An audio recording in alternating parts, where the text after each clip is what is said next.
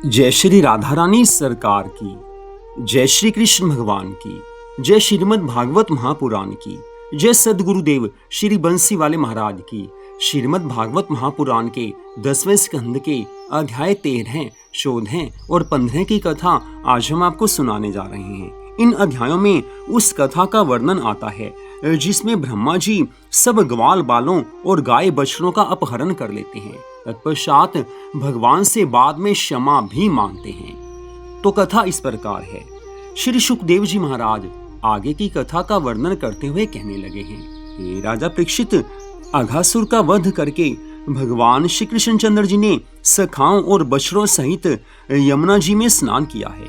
तत्पश्चात कदम्ब के वृक्ष के नीचे बैठकर मधुर स्वरों में आज बंसरी बजाई है और फिर सखाओं से कहा है कि हे बंधुओं, यह स्थल परम पवित्र है, इसलिए यहाँ बैठकर कुछ जल पान करना चाहिए। ये बात सुनकर सब सखा वहां भोजन करने लगे हैं।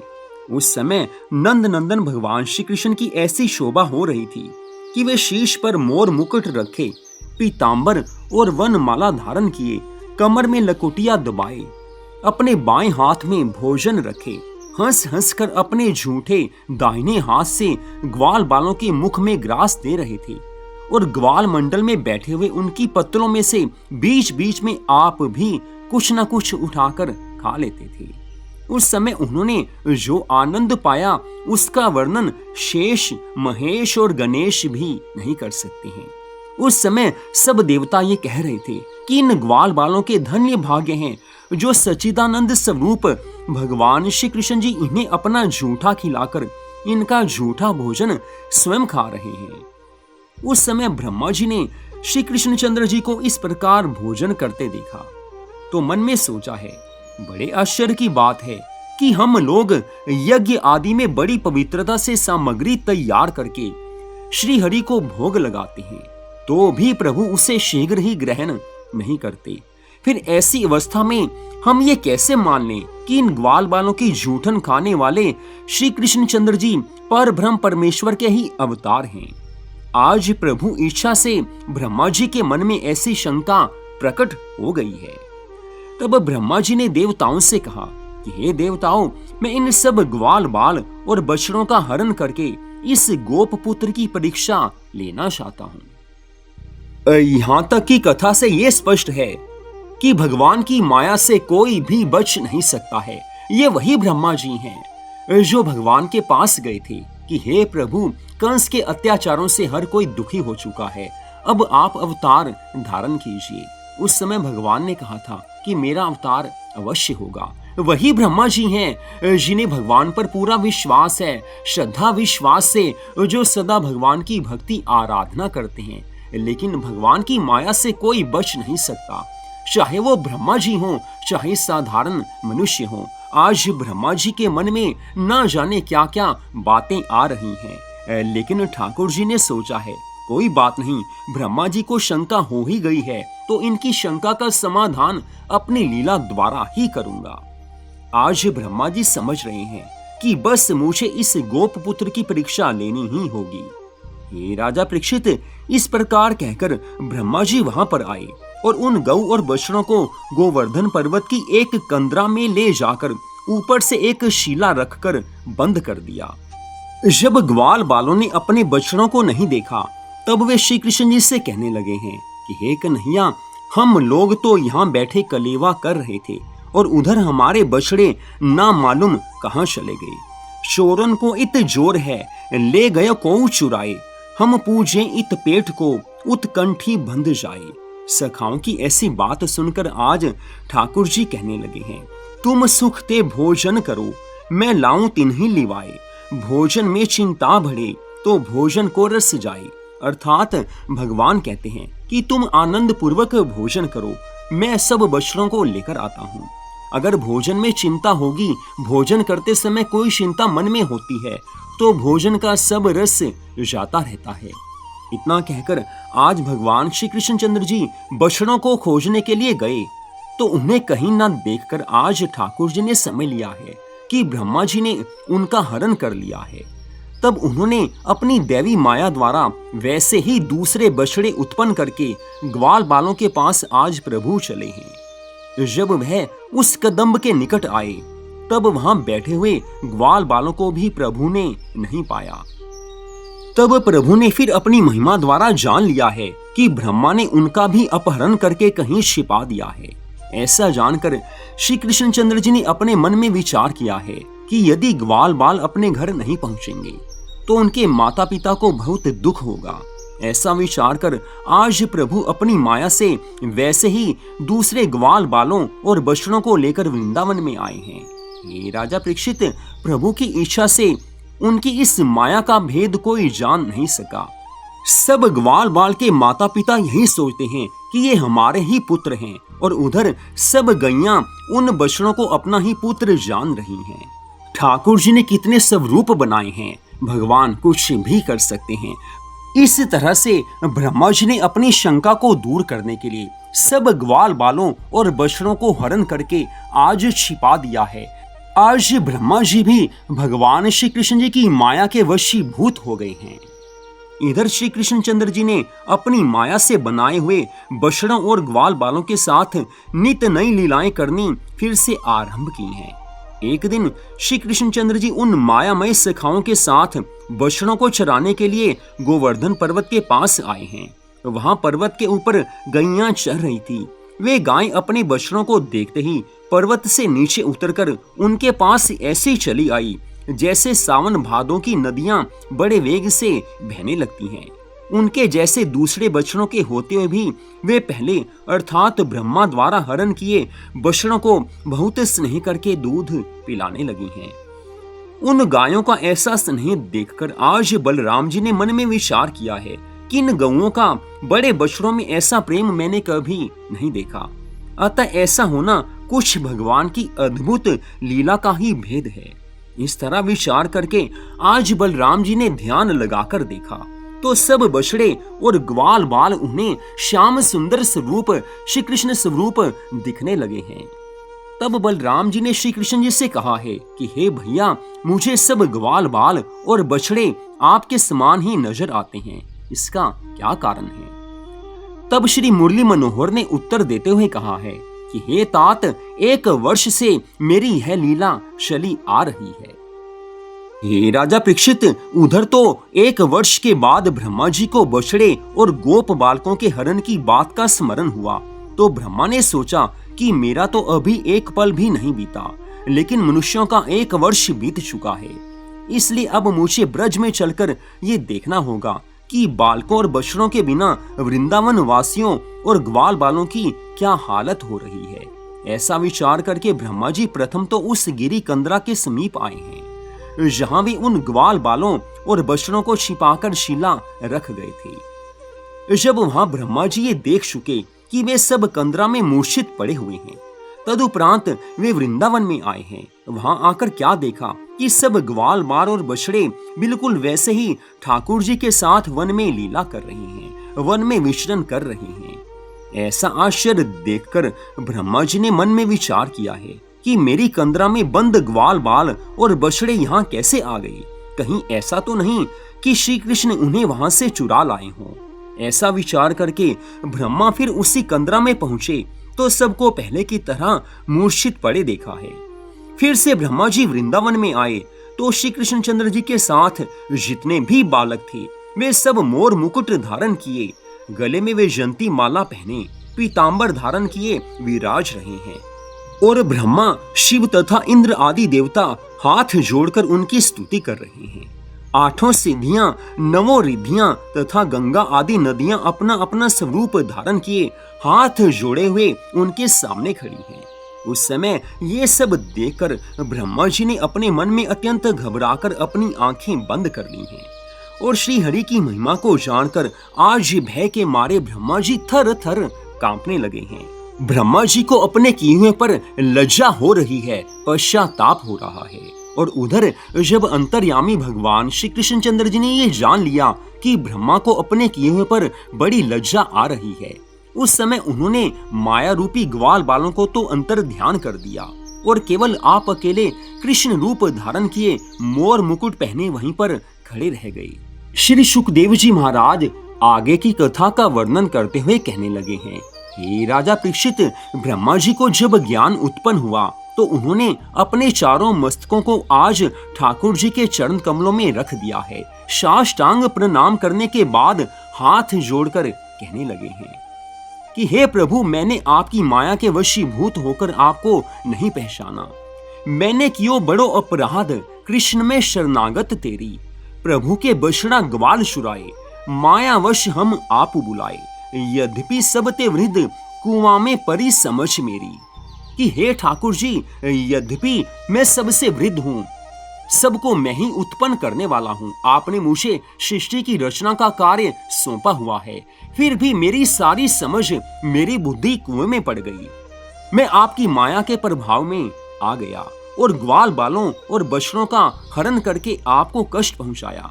सो हे प्रभु, इस समय मैं आपकी शरण में हूँ, मुझे आप क्षमा कर दीजिए। मैंने क्षमा करने ना योग्य अपराध तो किया है, फिर भी हे दीन बंधु, हे दीनानाथ, आप तो दयालु हैं। आप तो अपने भक्तों के अपराधों की ओर देखते ही नहीं हैं। मुझे आप क्षमा कर दीजिए। हे दीनानाथ, आप देवताओं के स्वामी तथा सनातन हैं, आपका भेद कोई जान नहीं सकता। हे दीन बंधु, आपने मेरा अभिमान नष्ट कर दिया है। मैं मूर्ख आपकी परीक्षा लेना चाहता था, लेकिन आपने मेरे घमंड को चूर चूर कर दिया है। भला किसमें इतनी सामर्थ्य है जो आपकी लीलाओं के चरित्रों को जान सके। आपकी माया ने विश्व भर को, त्रिलोकी भर को मोहित कर रखा है। हे प्रभु, मेरे जैसे ना जाने कितने ब्रह्मा और ब्रह्मांड आपके रोम रोम में बसे हुए हैं। आप कृपा करके मेरा अपराध क्षमा कर दीजिए। इस प्रकार जब ब्रह्मा जी ने बार बार प्रार्थना की, तब श्री श्याम सुंदर भगवान ने हंसकर कहा है कि हे ब्रह्मा, तुम संपूर्ण सृष्टि की रचना करते हो, फिर भी तुम मेरी माया का पार नहीं पा सकते। ब्रह्मा जी ने कहा कि हे प्रभु, आपको कोई जान नहीं पाया। आपकी माया ऐसी प्रबल है कि वह किसी को भी मोहित किए बिना नहीं छोड़ती है। ऐसा कहते कहते आज ब्रह्मा जी फिर से ठाकुर जी के श्री चरणों में गिर गए हैं, आंखों से आंसू बहने लगे हैं। तब श्री श्याम सुंदर भगवान ने आज ब्रह्मा जी के ऐसे दीन वचन सुनकर ब्रह्मा जी को उठाकर अपने हृदय से लगाया है, अपने हाथों से उनके आंसू पोंछ डाले हैं। ठाकुर जी कहने लगे हैं, हे ब्रह्मा, अब सब बछड़ों और ग्वाल बालों को ले आओ। यह सुनकर ब्रह्मा जी ने सब ग्वाल बाल और बछड़ों को लाकर भगवान श्री कृष्णचंद्र जी के समक्ष उपस्थित कर दिया है। इतनी कथा सुनाकर श्री सुखदेव जी महाराज कहने लगे हैं, हे राजा परीक्षित, जब ब्रह्मा ने श्री श्याम सुंदर भगवान को अपने ऊपर प्रसन्न देखा, तब हाथ जोड़कर स्तुति करने लगे हैं कि हे प्रभु, मैं आपके श्याम घटा के समान उस सुंदर स्वरूप को प्रणाम करता हूँ, जो बिजली के समान चमकते हुए पीतांबर को पहने तथा मोर मुकुट और वन माला को धारण किए और काली कमरी ओढ़े हुए है। आपकी इस परम सुंदर मोहिनी मूर्ति पर अपना सर्वस्व न्योछावर करता हूँ। हे प्रभु, आप ही संसार की उत्पत्ति, स्थिति और संहार करने वाले हैं। हे परब्रह्म, आपने अपनी इच्छा अनुसार यह स्वरूप धारण किया है। मैं ब्रह्मा होते हुए भी आपके इस स्वरूप की महिमा को नहीं जान सका। तब भला दूसरे की क्या सामर्थ्य है जो आपके अगम भेदों को जान सके। हे प्रभु, कोई भी मनुष्य भक्ति के बिना आपकी महिमा को नहीं जान सकता। जो प्राणी मन, वचन, कर्म से आपकी शरण में आ जाते हैं, आप उन्हें मुक्ति प्रदान करते हैं। हे प्रभु, मैंने अपने अज्ञान और आपकी माया के वशीभूत होकर ग्वाल बाल और बछड़े चुराए थे, अतः अब आप मेरा अपराध क्षमा कर दीजिए। मैंने अपने अज्ञान वश आपकी परीक्षा लेनी चाहिए थी और उसका दंड मुझे मिल ही चुका है। अब मैं आपकी शरण में आया हूँ। जिस प्रकार अज्ञानी बालक अपने पिता की गोद में बैठकर अनुचित कार्य कर बैठता है, परंतु पिता अपने स्नेह के कारण कुछ बुरा नहीं मानता, उसी प्रकार आप मुझ अज्ञानी को अपना बालक समझकर मेरे अपराध को क्षमा कर दीजिए। मैंने अपने आप को संसार का उत्पन्न करने वाला समझा था। ये सोचकर भी अब मुझे लज्जा होती है, क्योंकि संसार की उत्पत्ति, पालन और संहार करने वाले केवल आप ही हैं। ये संसारी व्यवहार स्वप्न के समान मिथ्या है और आप सच्चिदानंद स्वरूप ही एकमात्र सत्य हैं। अतः आप मुझे अपने चरणों की भक्ति प्रदान कीजिए।